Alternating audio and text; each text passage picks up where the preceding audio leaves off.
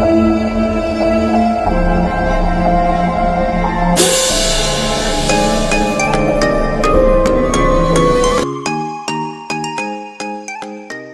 right. And another lingering threat to peace is the declaration by several sections of the country for a separate country of their own. The most prominent, of course, being the call for Biafra. As you know, this has led to numerous violent clashes across the board, and especially in the east. Does your council have any proposal or suggestion on how to tackle this issue peacefully? Thank you very much. I think this is the question I have been waiting all this while. Agitation. Now, let us go back to the drawing board. What really actually caused all this agitation? To me, calling for Biafra, Odudua, Arewa republics is something that is a bygone issue.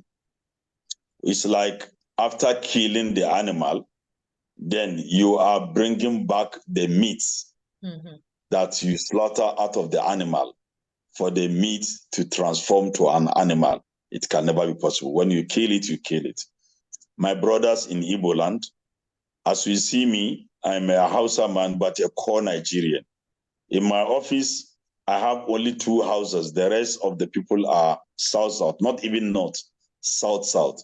During my diaspora campaign, I was a deputy national coordinator for the Buhari campaign organization, North and Diaspora. In my team, I was the only Hausa man. The rest are Igbos and the south-south, Delta and Edo to be precise. So I am somebody that believes in Nigeria. I love this country so much. With my blood, I am ready to die for this country. And I want every other person to look at it this way. This country called Nigeria is an innocent virgin. We have raped this country a lot. It's an innocent country that has not offended us, but we offend her every day. It's like a mother, we suck her breast, and after sucking the breast, we bite the breast again. So it is out of our own wickedness. We call the country by names instead of calling us by name. The country is a land station, one place. We are the ones regulating it. So why can't we say Nigerians are useless? Every day say nothing is working in the country. Is the land that is going to work the country, or the people who staying in that land that will work, make it work? So it is me, them, and you that are actually useless, or whatever name we can call her, we should call ourselves. Because we fail. Nigeria did not fail us. Never. Nigeria has given us all. We never thought of what to give Nigeria. Always we think of what we will get out of Nigeria. It is too bad. And I'm not in that school of thought. Always think of what should I do to make Nigeria be proud of me, my mother to be proud of me. Every mother, as you are, is her aim is to see her children more successful than any other person's children. And that is what Nigeria is. Nigeria wants us to be better, but we always want to cast insult on that our mother. So if you cast your mother, you think God will leave you. So it is the cause that we have been attacking the mother, virgin mother, innocent mother, that is boomeranging, falling back on us. If we don't correct ourselves, wallahi, we will never get it right, madam. I'm saying this with all honesty. If we don't correct our mistakes, we are wrong. We should accept our being wrong and think of the area of making amendment instead of casting a portion of blame of something that's not supposed to have arose. Issue of Biafra, look at it very well. I look at it, to my own understanding or my own studies, I understand that I come to the conclusion that Biafra is not like a marketplace. It's a business empire. They don't mean well for the people they are agitating the Biafra for. Look at what is happening in the East. An Igbo man killing Igbo man and telling us you are fighting for the sovereignty of that Igbo land. And the people that will enjoy that separate country you want to get are the people you are killing. Are you governing animals or you are governing the building? So you don't protect your people and you are misleading us that you are fighting for the betterment of your people. And those people are being killed on daily basis as me and you are talking now. Somebody is in the southeast, his life is in danger. The Biafra of Ojukwu has changed dimension. And from the day Ojukwu of blessed memory said the Biafra has ended, the declaration was made by his deputy to the federal government.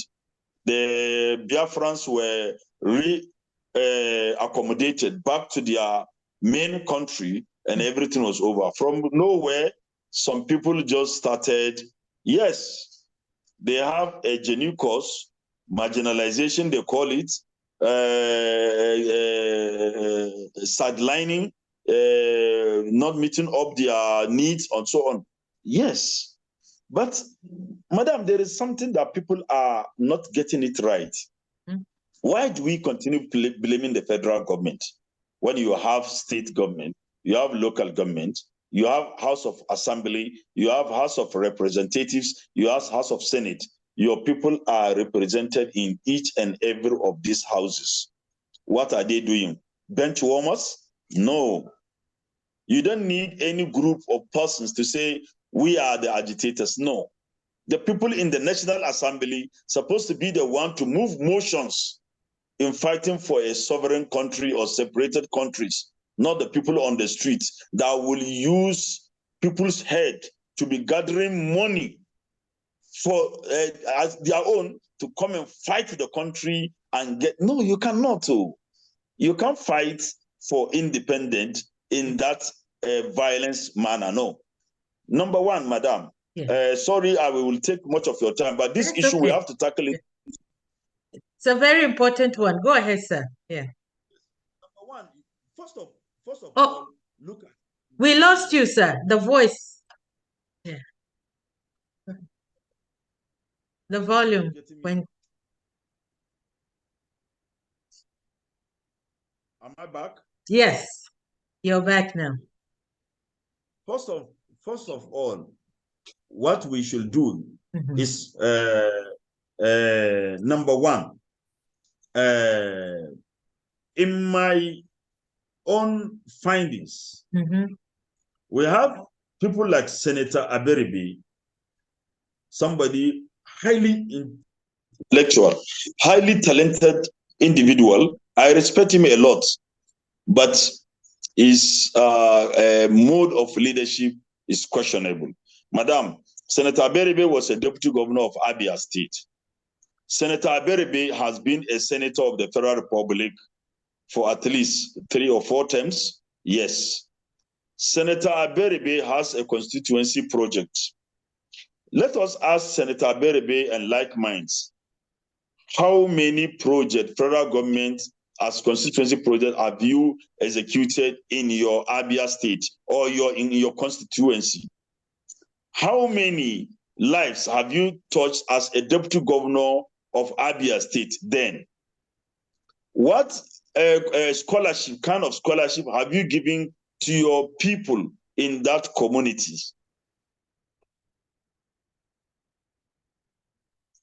The people to actually task is not even the federal government. We should start holding our House of Assembly members in the state, governors of the states, senators and reps responsible first. Let them give us account of stewardship. How much money are they collected from the federal government to execute projects in their states? Both the governors and the assembly members, both states and federal. How much money have you collected to execute projects? You go to Abia State or Enugu or even Anambra, some roads are not motorable and they are state roads, not federal roads. Yeah. You will believe with me that people are just heartless. They cast blame on federal government every day, but they don't want anybody to revisit their own woes or their own failures, and they have failed. And they will be capitalizing with this Biafra and violence so that people's mind will go off the main target. Okay, Igbos on that area, you see, even in the area of appointment, you will not see high number. Madam, let us be sincere to ourselves. The Igbos don't want to participate in anything that they are not fully involved. They always want to take the back seat. That's number one. Madam, an Igbo man don't like his fellow Igbo man to excel. It is Igbo man that will go and be cutting down his fellow Igbo man if he is going up. It's not the Hausa man that is the enemy of Igbo man. It's not the Yoruba man. Igbo is the enemy of his own Igbo people. This is a fact. Now, tell Igbos to present one candidate for presidency. Madam, I assure you that each and every 5 states will present their own candidate. I don't believe in Ebonyi. They are not true Igbos. I don't believe in Enugu. They are not true Igbos. The Imo people are our Hausas, this and that. And at the end of the game, they will bring their own. This man will bring his own. So Igbos will not have any candidate to represent them at the end of the game because of that PhD, pull him down syndrome. So area of Biafra is as simple as anything. Agitation has a reason. What is the reason? Government to dialogue with them. Somebody cannot stay in Finland or in UK or in US, Germany, then be fueling crisis that is not on ground. When Ojukwu wanted to fight, he was on ground. He did not run away to London to fight. He stayed in Biafra land or in Igbo land to fight until the jungle matures and he run. Running away is not cowardness. It is a strategy of replanning. So fortunately, the federal government sees that opportunity or used that opportunity to control peace. And there was peace. And the peace we have been enjoying. How many people have been killed? We don't want to repeat of that killings.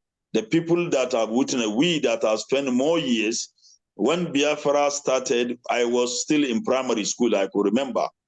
In the north, they said, don't put on your security light, don't on light outside, Ojukwu will come and bomb you, kind of. So what I'm trying to tell you is that it is a very systematic, but a very cautious something.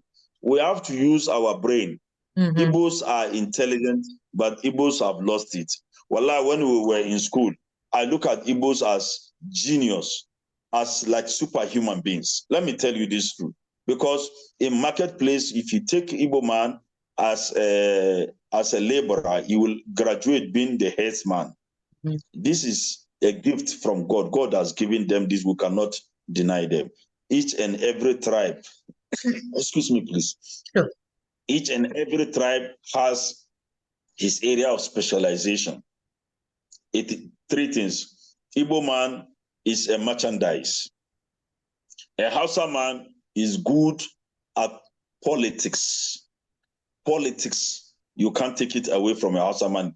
No matter how illiterate he may be, he's politically inclined, politically, he knows his calculation.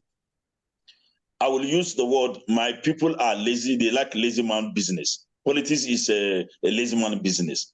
The moment you win, you see yourself on the top. Hausa man like that stuff. That's why you see most of these smuggling, we are involved. Most of these shortcut oil marketing, we are there. Yorubas are good at medical law. They have the highest number of lawyers, highest number of professors, highest number of doctors. You have to give it to the Yorubas. So you see, Nigeria is a unity in diversity. Igbo man plus a Hausa man plus a Yoruba man. When I say Igbo man, I mean with all affiliated tribes in the southeast, south. I will quantify them or categorize them as Igbo man.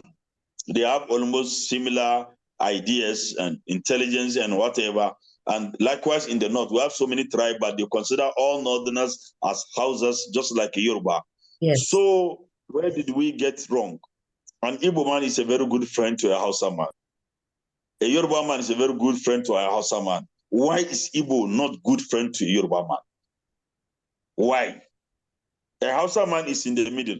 He's friendly to a Yoruba man, friendly to an Igbo man. But why is it that Igbo find it difficult to accommodate Yorubas, or Yorubas find it difficult to accommodate Igbos, but easy to accommodate Hausa? And Igbo man is easy to accommodate. So something is wrong. It's a building enmity. I was made to understand that I should never like this person, and so it will stand. Our pastor will come on the podium, cast somebody, and his followers will believe. So that's where we have problem. So the issue of Biafra, let's not lose it. Let's go back to that point. Yes. Why can't the federal government this time forget about all these useless people outside calling for war? We have them. I call them useless. I'm sorry to use, because if you are useful to your people, you don't tell them to take arms and fight government in the land that you are not there. They are on ground and they will be killed. It's not a good advice at all. The people, the leaders, the Ohaneze Igbo youth, Ohaneze Igbo elders, put them together. Government should engage them genuinely, not a coffee meeting, genuine, with genuine intention. Okay, you people come, let's talk. The people in the National Assembly that you put, who among them raise a motion or move a motion for this marginalization or agitation? None. They are bench warmers, getting some small change coming to them, and they are contented with that. They are not there to fight their people. So let them start fighting their reps, chasing them out of the places first. Then the people that are agitating, they should be voted and go to the National Assembly and fight their war. But to my understanding, Nigeria is too diversified that will bring even separation. It's too late. The time is over. It's too late. I am married from Auchi in Edo. I married from Borno. Yes, I married from Borno, and I married from Katsina, and I married from Kwara. And you are telling me that I have Yoruba, I have South, I have Northeast, I have Northwest. And you are telling me to divide. Where are the children going to?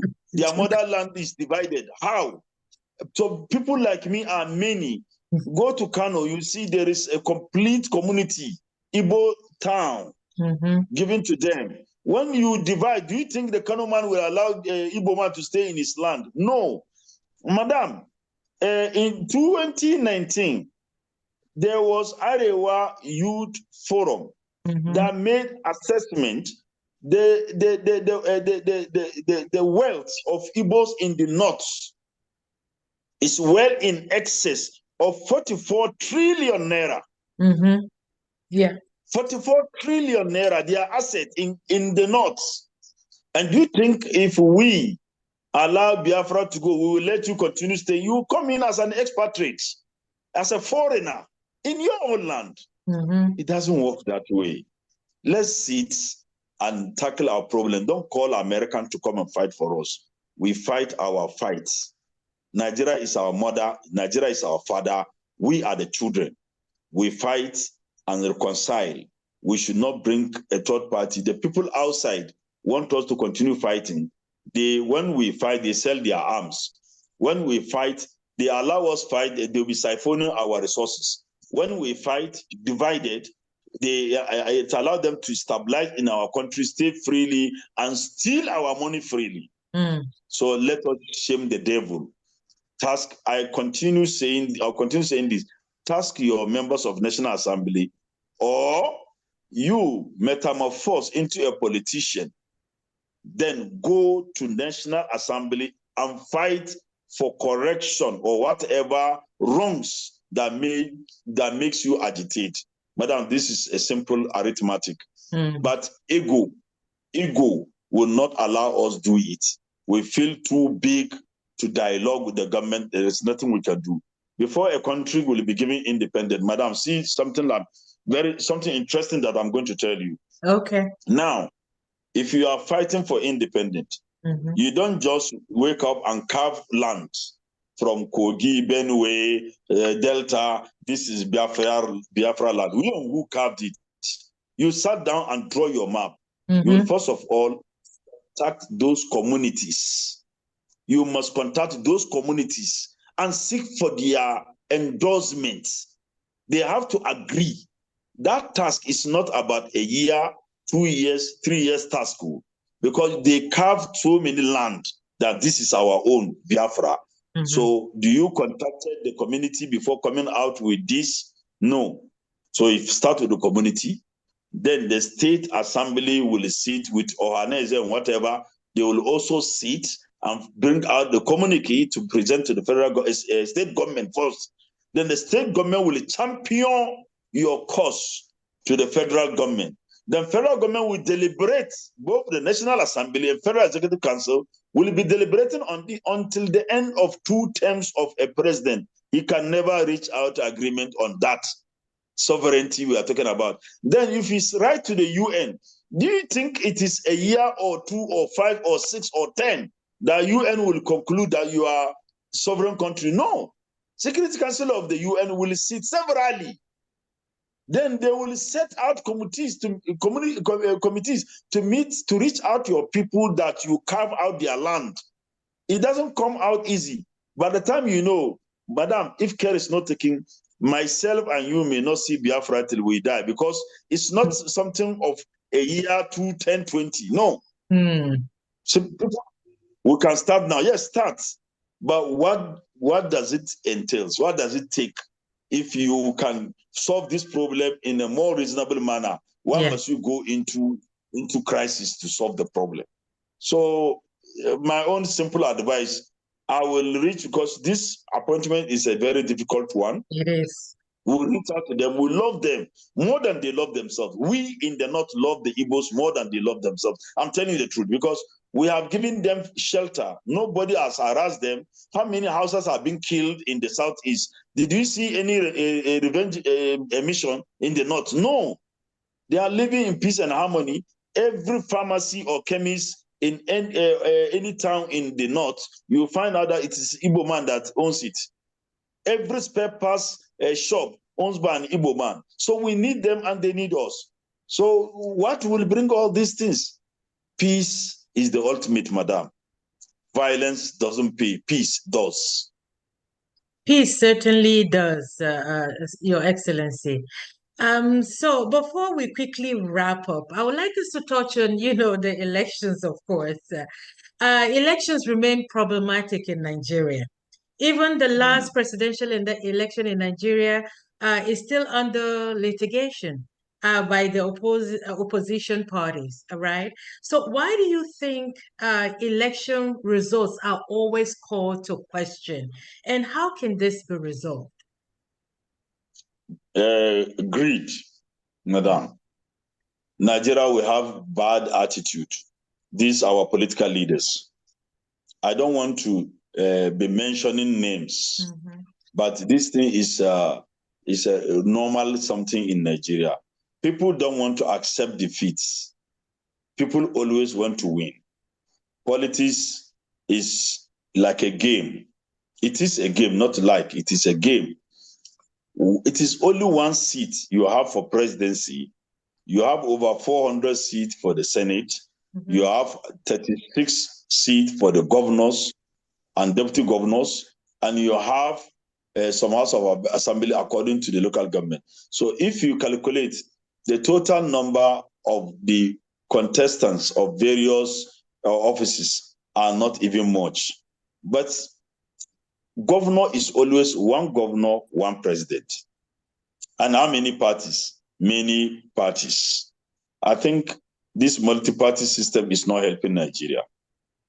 If the Nigeria government will take my advice, let us reverse back to the two-party system, SDP and NRC as example. If you don't belong to SDP, you belong to NRC. This does not promote religious differences or tribal differences, because if you understand, just three parties will go according to the ethnic groups. Igbo party, Yoruba party, and Hausa party. What is the unity we are looking for? Do you think if my party, if I belong to Hausa party, I will vote for a party that I know is predominantly Igbos? I will not. But when it is SDP, we have 3 major languages and we have 253 ethnic groups, 505 languages must fall under 2 parties. It's not something that are going to be hijacked by a particular tribe. It must be either Igbo, Yoruba, Hausa will be in one, the same group will be in another. Babangida was wise to have brought that idea, and it helped. This multi-party system, some people, your followers, don't even know the party to thumbprint. As a result of that, they thumbprinted for wrong parties. Peter Obi was in PDP. He moved to Labour Party. Do you know some of his followers still went ahead and voted for PDP in error? In error. So my problem with our politicians, no politics in the whole world that is smooth. No politics that is smooth. Every politics you see, that is why it is politics. It is something that somebody must win, somebody must lose, somebody must be rigged, somebody must find his way always. If we love the country and we know the calculation has given, even though there is rigging, every election there must be rigging. Even in almighty America, rigging comes in. In Britain, there are riggings here and there. The last election of Donald Trump, we saw how irregularities spoke of their emergence as leaders or whatever. So in the whole world, they have one way or the other of managing their democracy. So, this is our issue. So, sir, are we to consider the rigging as a norm and just accept that as part of the process?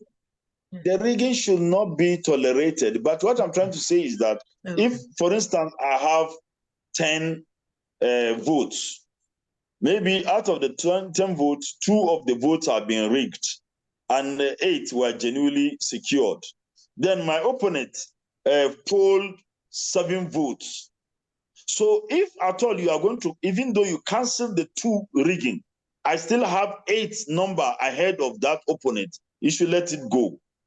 That is my own. Because if even what you rig, maybe you rig the excess votes that you are dragging or you are challenging, is even though they remove it from the number, the opposition or your opponent will still have higher number than you. Let it go for the sake of peace. For the sake of peace. But Atiku is one of our leaders we respect in the North. Peter Obi, I have a special relationship with him. I respect. I'm not the type that believe in insulting leaders or elders. I respect everybody. I respect everybody, whether you belong to my tribe or my religion or my region. I respect you because you have contributed to the development of Nigeria one way or the other. So my own is that they should let peace reign. Let Nigeria continue. Let us do government of national unity.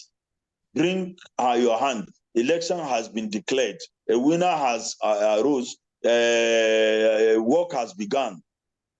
Wait for 2027 and do the corrections. In my life history, I have never, from Tafawa Balewa downwards, I have never seen where a president maybe rig or won election and the court remove him from power. Me, I have never seen. Governors lost their seats, but president, the process to take to remove a president, even through impeachment in Nigeria, is somehow difficult. So my own, Bola Tinubu is the president, right? Now, May, he was sworn in. We have already consumed some months out of his administration. This litigation, it will not help us. Waste of energy and resources. At the end of the game, the court will give it to Tinubu. Then, what happened to the money you squandered? what I will call on Atiku, whether there is rigging, because now they are not even talking. My problem is that misplaced priority. They're not even talking about rigging. They are talking about certificate forgery, whatever. And this is how they did throughout Buhari's 8 years. The man finished his 8 years, still the certificate forgery has not been resolved by them. And he's in Daura resting. Still, they didn't find his certificate, according to them. So why is it always certificate forgery? Now, Labour Party also filed that a Twitter Obi used his brother's certificate to, you see how this thing, somebody said Atiku's certificate has some irregularities. Instead of Sadiq, it was Siddiq. And you can see each and every one of them has one or two, not small sheets. Now the sponsor show. Small sheet, not the sponsor. So my own is that it has come and gone. Let us look at the way forward. Even if at all we have been beaten by some individuals, 2027, you sharpen your knife, open your eyes, then come and see whether what happened in 2023 will repeat itself. But 2023 is gone. The election is gone. Let us think of building our country instead of pulling the country down, going after certificates that it would never yield any fruit. You see what will happen in the Supreme Court. Supreme Court will give it to Tinubu, and by that time, it is too late. Let them congratulate Tinubu. Is there. Rule us for the next 3 years plus. When I don't think that Tinubu will go for even a second term, but even though he goes, it's 2031, the floor will be open. I was one of the people that canvassed support for the Igbos in Vienna. I did it in Lisbon. I did it in Budapest. Igbo presidency, I was the one that flagged it off in diaspora in 2019. 2019. So it is something that I know it is not yet time. Igbo man will lead this country. One day you will say, I've told you this, but not through this quagmire, political quagmire. It will not yield fruit. The Igbos have to sit down, interwove with their brothers from other regions. You cannot win election with Southeast alone. You need others to excel. Igbos have to learn to accommodate everybody in their land the way they are accommodated in other people's land, home and abroad. And until they get it corrected, they will never get it right. So this is my own candid advice to my fellow Nigerians in the Igbo land. It is simple arithmetic. Anger will not yield any fruit. Peaceful coexistence will bring progress, will bring development, will bring unity, will bring happiness. It's not too late. Why can't we embrace it? And the time is now. The time is now indeed, sir.